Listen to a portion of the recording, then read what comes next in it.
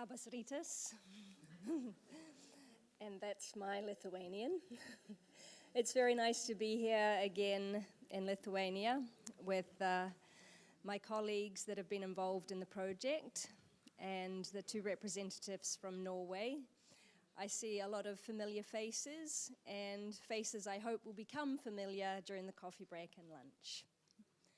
My name is Joanne Gillespie. I'm from New Zealand, but I've been living and teaching in Italy for the last 17 years. Our school is mainly a primary school. Our students start at age 3, and they have 3 years of what we call scuola materna, or nursery school. And our school is a bilingual school. So parents choose to send their children to us so that they can learn English. We're an international school, but most of our students are Italian. So what we say is we have an international outlook rather than an international student body. Okay, this is our school. We are currently located in an old monastery. The building was a monastery, then it became a university, and then we moved into this building 3 years ago. We've already outgrown the space. We now have 2 classes of our 5 to 6 year olds. It's the first time that we've been able to split a session. And we are this year opening our first middle school class. There will only be 5 students in that class, but it's a start. So we're, as I say, we're a young school with an international outlook or mindset and a global outlook. So we consider ourselves obviously Italian, then European, but also of the whole world. We are preparing students for, as you all know, an undiscovered future. We don't know what our students will be doing when they leave school. There is no certainty for them anymore. The jobs that their grandparents did, their great-grandparents, perhaps don't even exist anymore. So what can they do? How can we help them be ready for this future? Now, most of our partners in Lithuania are basic schools, so they go all the way up to age 16. We come from a primary perspective, so perhaps if you're working with 16, 17-year-olds, they can see their future.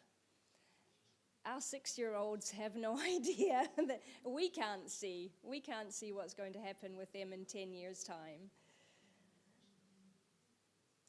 We use an international flavored curriculum, let's say. We don't follow necessarily strictly the International Baccalaureate primary years program.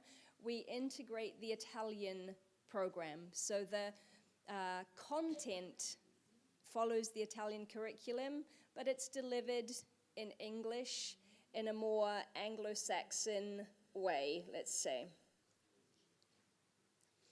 And I really want to emphasize how much we've learned from this project and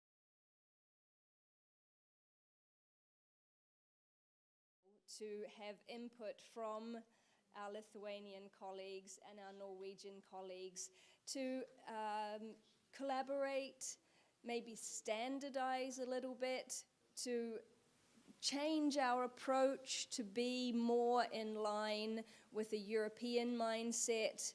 It's been very valuable. So let's go back to this international mindset and a global outlook. Our staff come from actually more than 10 different countries. Well, we represent more than 10 different countries because we could say I represent New Zealand and Italy. I have a colleague who represents 3 countries, Germany, America, and England. So we already are looking at becoming citizens of the world. We bring our experience of living in different cultures to our students, and we try to create an accepting environment in our school. Coming back to civic leadership, showing students how they can interact with people from other communities, other cultures, other languages in a way that is normal. It's not anything that is unusual, out of the norm. It is our reality. And our students represent at least 7 different countries, which doesn't sound like very much for an international school, and actually it's not. But Viterbo is a very small city. There are 60,000 people in Viterbo. It has no international industry. For example, the international schools in Rome draw on the United Nations, World Food Program, military bases, things like that. Viterbo has nothing of the sort. So the fact that we already represent 7 different countries is pretty exciting for us. And our students are really proud of any kind of heritage that they have.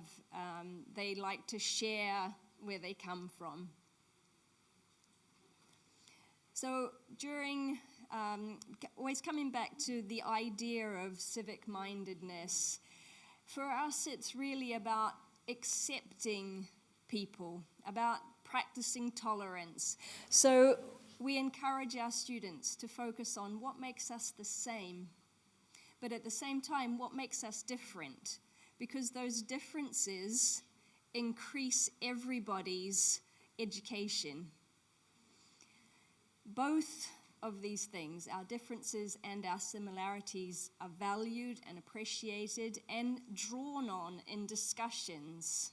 So perhaps we might ask questions in a class discussion. What happens in your family in this situation? How is that different from other families, other cultural backgrounds? What have you noticed in this situation when you've been in another country? Because all of these things add to our experience and add to our ability to function as a global citizen. The undiscovered future. So, obviously, to deal with this undiscovered future, to operate in this undiscovered future, our students are going to need a specific skill set, but also which is generalized, which can be applied to different situations. They need to be critical thinkers. They can explore issues from all different angles, from different perspectives. So we use role play a lot. For example, there's an issue in the media. The local government is not doing very well with rubbish collection, let's say, which is a well-known Italian problem.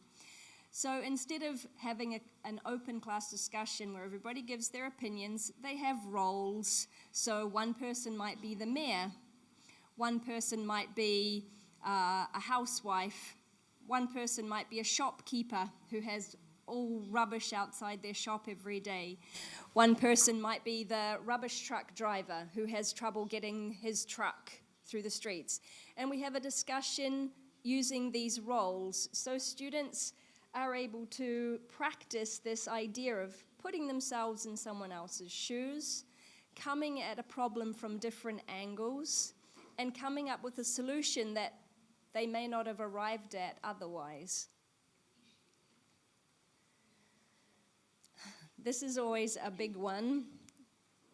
Our students need to feel confident and to value the experience of not knowing something, so that they can then get excited about filling in those gaps in their knowledge. Our students want to be knowledgeable, but it's the feeling of approaching a problem with no clue, with no understanding, being aware inside yourself of not having the answers, but feeling it's okay. I don't have to have all the answers because I'm going to work now with some people and we can put our heads together and come up with some kind of solution that takes us closer to the real answer.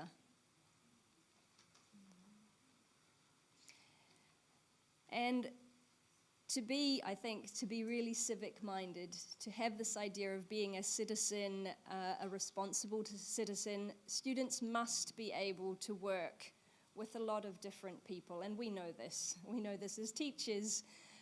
We know this as people who live in a community. It's so important to be able to listen carefully, to feel heard, and to appreciate other people's opinions, other people's ideas and knowledge. Everybody has different skills that they can bring to solve problems, and another thing I do in my class is assign roles for these skills and interests.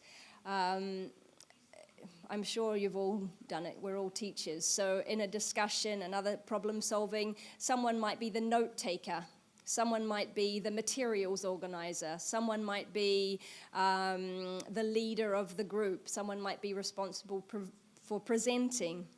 Then those skills can be reflected upon. I think this person was a very good leader today because this person took some very good notes which we can all share, and we learn those skills from each other. So the next time the roles might change. Okay. Referring to our internationally flavored curriculum, does anybody know about the IB-PYP? Is this the International Baccalaureate PYP? Have you heard of this? Do you know about it? Yeah. Put your hand up if you already know about it. Yeah, okay. Okay, so I see people that have come to our school. Okay, so what it means is instead of teaching subjects like history, geography, science, we use transdisciplinary themes which are the same every year, and there are 6 of them. And each one of these focuses on a key concept, but comes at the main idea in different ways. So in this way, students find their own lives reflected in the curriculum. So there's a local perspective. But they're also able to explore different cultures and perspectives so that their worldview widens. And we encourage the idea that being different isn't wrong. Different, not wrong, okay? Just different, a different perspective. And let's respect that perspective and consider how it fits in with us and why does it make me uncomfortable and how can we move our ideas closer to each other so that we can work together. So going back to the 6 themes, they're who we are, how we express ourselves, sharing the planet, where we are in time and place, how the world works, and how we organize ourselves. Now, I want to put that in context for you because it all seems a little bit out there. For example, in my 5th grade, I teach 5th grade, so they're 10 and 11-year-olds. Who we are. We begin the school year by going inside our heads. Who am I as a learner? How does my brain work? How do I learn? What kind of input do I appreciate the most? There's a lot of talk at the moment about multiple intelligences and how different learning styles are very important. And there's also a lot of pushback against these ideas. I think it remains important for students to know that they can learn through reading and looking and watching, hearing, touching, doing things. I think it's also important that as teachers, we use all those kind of activities in our class so that students can experience kinesthetic learning and oral learning and reading and watching. How we express ourselves is for us theatre, and in the 5th grade we look at Shakespeare. So how did Shakespeare express himself? How do his ideas, why do his ideas still resonate today? What can we do with his forms? So I have them study the sonnets.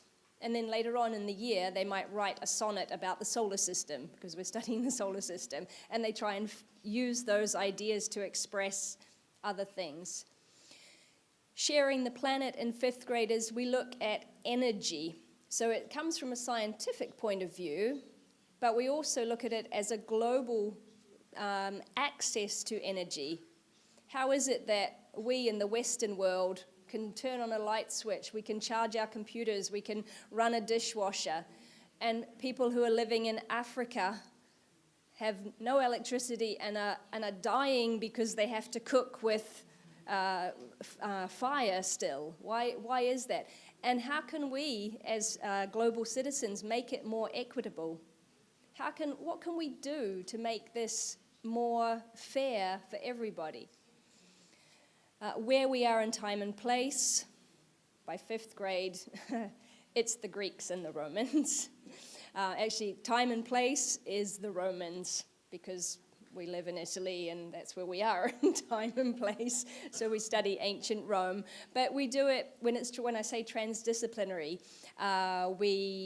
This year in art, they made a 3D model of Rome. In theatre, they acted out some Roman plays. We studied the Roman gods and how Christianity rose in the Roman Empire and perhaps brought about the end of the Roman Empire. How the world works is, for us in the 5th grade, our place in space. So here we are on our little planet, and do we look after our planet? And what's so important about our planet? Where are we in the universe? Have we found any other planets like ours? Not yet, so we'd better take care of this one. How can we do that kind of thing? And how we organize ourselves is the ancient Greeks, so that actually comes first. And these are in units throughout the year, so from 6 to 8 weeks for each unit. And the way I conceive it is they build on each other. So the first one, where we're looking at how our brains work and how we learn, we keep on coming back to that throughout the year. Are you using what you learned at the beginning of the year to help you study about the Romans? Why isn't it going in? What's happening? Are you interleaving? Are you remembering to leave space between your studying? Those kind of things. And I say there, and I've said it already, in each of these units and in everything we do, there is space and there is necessity for civic-mindedness. We come back to the question, how is this fair? Is it fair for everybody? Does everyone have access to this possibility, this information? Why are we looking at this information in this way? Is there something about our perspective that gives us an idea about this information that someone else would find different? One of the big things for us, which I talk to them about, when we study the Romans, this is a very simple example. When we study the Romans, we're studying the Romans from the perspective of, hey, that's me. I'm Italian, so therefore I'm Roman. This is my people. This is me. This is what happened. I'm great. If you go to England and you study Rome, Rome wasn't so great. Rome was conquered. They conquered the British. The British fought back. There's all this stuff in England about the Romans, but it's not so great. So how does your perspective change? Do you still feel good about being a Roman? Yeah. But you have to think, even history, you have to think about it from different perspectives. Coming back to that, being civic-minded. Okay, so while I was preparing this, apart from all the research that we've done and the input from Geroji and Sigitas, I came up with this other, I found this other definition of participatory citizenship. civil society, community, participation, mutual respect, non-violence, and I thought this was really perfect. Sorry, click. Okay, the big one, participation. Okay, our students, as the research shows, they want to participate, they want to be heard, they want to have a space in the school where their voice is important. And I was talking to my Italian colleagues yesterday at the airport. I'm working with primary students. Okay, so they're already engaged. School's still cool. Yay, we love school. I love my teacher. I love my classmates. Yay, yay, yay. I teach 5th grade. We're on the cusp where maybe the teacher's not so cool. Maybe I don't want to participate anymore. Maybe school kind of sucks, really, you know, all this studying. And so my colleagues represent middle schools and high schools, and they were saying, this is the thing. Primary school, it's easy to get kids interested in the civic mindedness. How do you engage teenagers? And so I think this project's been really valuable for that. So my perspective, remember please, my perspective is always as a primary teacher. I'm hoping that you'll be able to apply some things to your older students, but that's where I come from. So participation, mutual respect, which is what Sigitas addressed, is how students began to listen more to each other throughout this project because of the way discussions developed and how suddenly these students had a space for their voice. And when we begin to listen to each other instead of just waiting for our turn to talk, the whole approach changes, the ideas can develop more. I give my students some stems, some question stems, because they need help, they need scaffolding for this kind of discussion. I heard you say blah, blah, blah. Did you mean blah, blah, blah? Okay, so this is a big one. We can say, I don't think you heard me say what I think I said. There's a disconnect. Someone says this, and I'm already cross with you because your football team won and mine lost, and I'm not going to listen to what you say.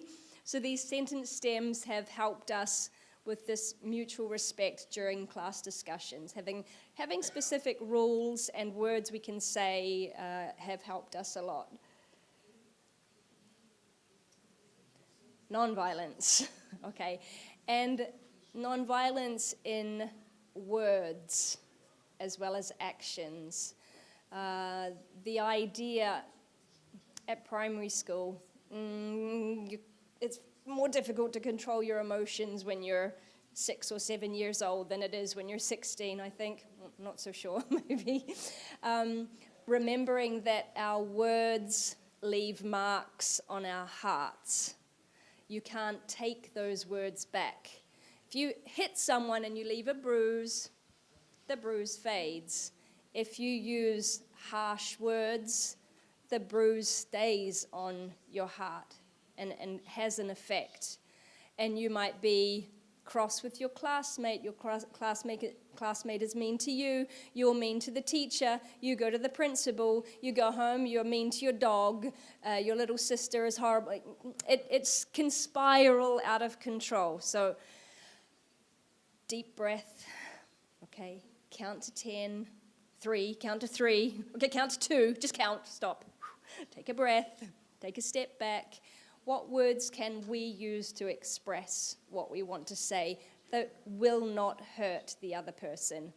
Obviously, nonviolence is also keeping your hands and feet to yourself, but what I try to instill in my students is the importance of words, the real significance of the words that we use, and the signs that they can leave.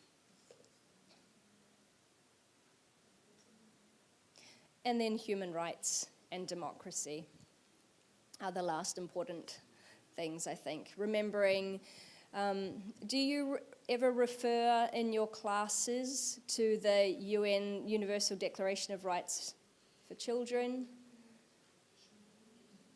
No? Okay, I think it's quite an important document. It's pretty difficult language.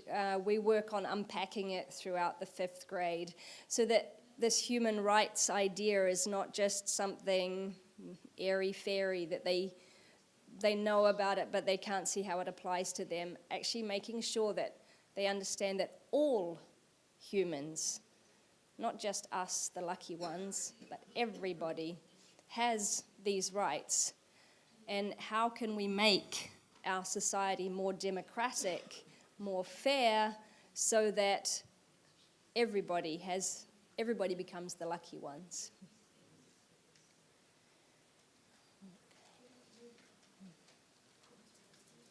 Okay, so participation. The first thing that we did was to involve all our primary students in participating in this project. How can we make it? Okay, it's great. I get to go to Lithuania as a teacher. I get to go to Norway. But how can I make the students in our school feel part of this project? So we decided with my other colleagues on a cross-grade project. So we had teams made up of 5th, 4th, and 3rd graders. And we got all the countries that we're involved with, because we have a couple of other projects as well with some crossover. We divided our students into groups, and they drew out the countries. They had a rubric, and the 5th grader was a team leader who had to organize the 4th and 3rd graders, like this, to get the research done. Each student had responsibility for a specific part of the project, and they developed a product. They created a product which in the end is displayed in our hallway for all visitors to see. So the benefits of this kind of project, they obviously developed leadership skills. And what was very interesting for me was that the 5th graders who weren't able to come up with these leadership skills were guided by the younger students.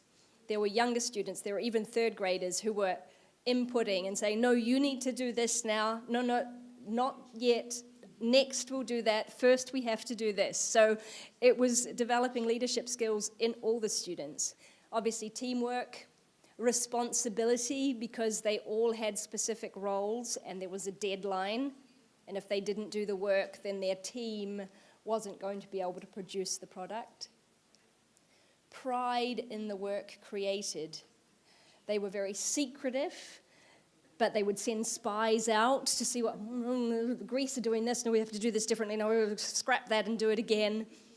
And then this sense of real civic mindedness, real duty to the school. The number of times I heard, no, it's not good enough, it's going on the wall. People are going to see it. We have to do it again. So there was real pride. They wanted to do a good job. They wanted to have this thing that impresses people. And I've noticed that when our older students show prospective families around, the first place they take them is that wall. Look at what we did for our school. This is them, some photos of them working together on this.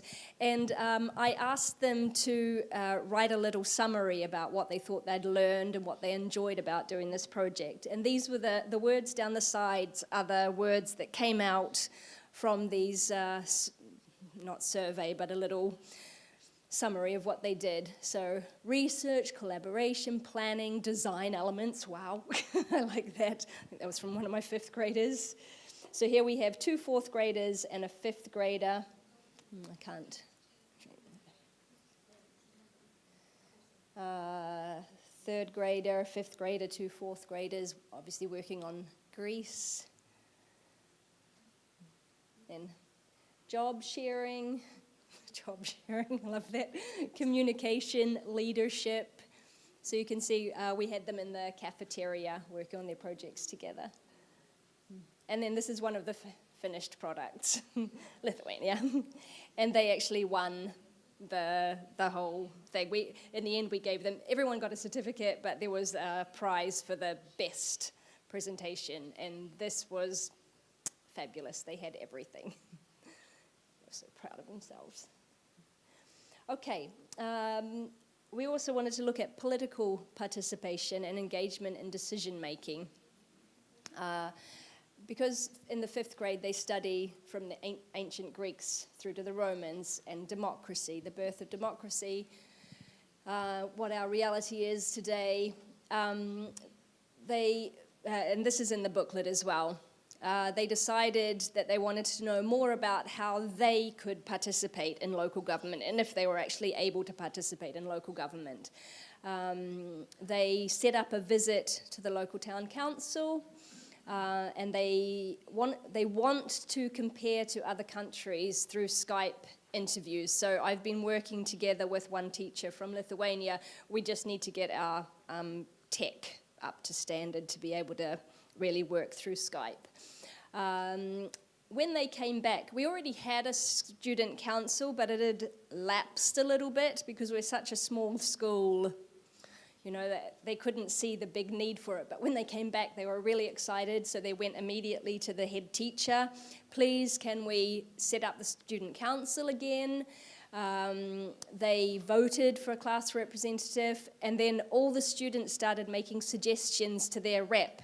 They might come to the teacher in the playground. I think we should, oh no, you have to go and talk to your rep. Oh, you're right, okay, I've got a rep. So they'd go to the rep.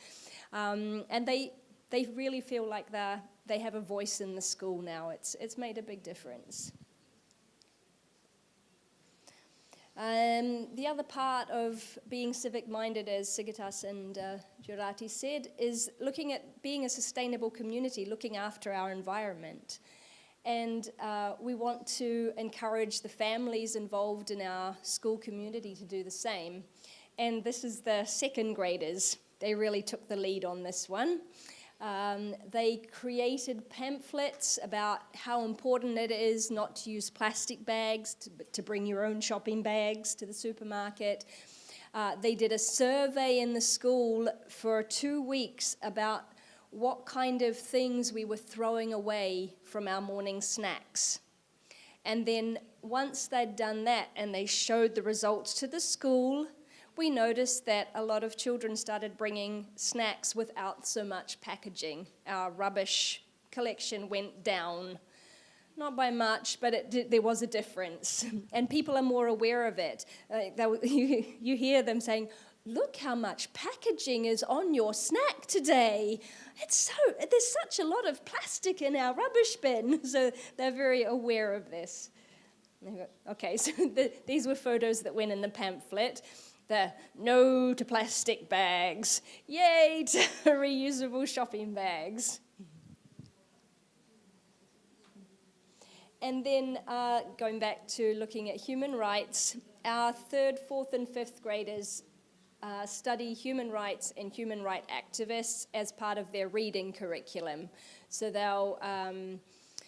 they look at Malala, Nelson Mandela, you name it. Anyone who's fighting for human rights, Martin Luther King, we always celebrate Martin Luther King Day, and we all work on practicing tolerance and non-violence in our daily interactions. It's very important to take a breath, think about our words. Okay, so looking to the future, the sustainability of the project, which is why we're here today, the dissemination. Where do we go from here? What happens now? Okay. So I think throughout this project, it's made myself and my colleagues much more aware, much more, let's say, salient. Maybe it was something we were doing already, but now we give it a name and we make it open so students know that this is what it looks like to be a good citizen. This is what it feels like. When I perform this action, it means that I am a responsible citizen of the school. In my 5th grade, I try to avoid, I discourage the "it's not my job" syndrome. We have class jobs, and a lot of times at the beginning, students were saying, oh, there's no water because it's Susanna's job and she's tired today, so she won't do it. Okay, so this is an opportunity, isn't it, to be a good citizen. You've seen a problem. There's no water. The person whose responsibility it is can't do that today. But it's not my job. I know it's not your job, but you've noticed a problem. So how can you fix it? Okay, we'll go and get the water. Okay, so wow, well done. You took action. Seeing rubbish on the ground. Don't just walk past rubbish, but I didn't drop it. I know you didn't drop it, but you've seen it. Okay, you've seen it. It's a problem. Do something about it. It's kind of encouraging the really being responsible, not just for the things that are in my sphere, but looking at the whole community. Okay, sustainability. My colleagues, the teachers in St. Thomas's, and the colleagues that I've brought today are wanting to continue our contact with educators in this area and in Norway to further develop this. I think there's still space for further research, for further development of this model and putting it into practice, having these connections between classes through the use of technology, e-twinning, Skype lessons, these kind of things, discussing a project, developing a project together and then comparing results, these kind of things. That's my vision for this, is to carry on with this collaboration. And then going back home and continuing dissemination with workshops, which we will run for the various schools in our area. And then a commitment, I think you're all here today with this idea in mind, a commitment to continue modeling these aspects of civic-mindedness, to participate, to show your community spirit, to show this tolerance and understanding, and be models for what we want to see in our own students.